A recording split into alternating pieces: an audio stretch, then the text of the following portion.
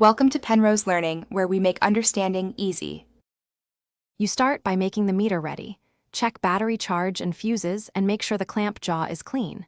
Once done, select the correct measurement mode, AC or DC current or MA, so the meter is prepared.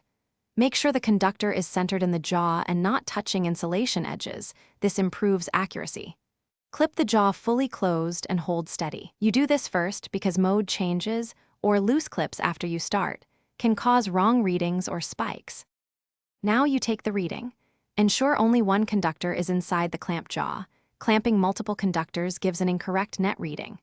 If your meter has manual ranges, choose the lowest range that still reads without overload, otherwise use auto range. Watch the display for fluctuations. If you see spikes, hold steady and let the meter stabilize, or use the peak/hold feature if available. You do this because current varies with load and motion, and steady placement yields repeatable, meaningful values. To finish, record your measurements, then remove the clamp and power off the meter to save battery. Clean the jaw faces and inspect for dirt or damage.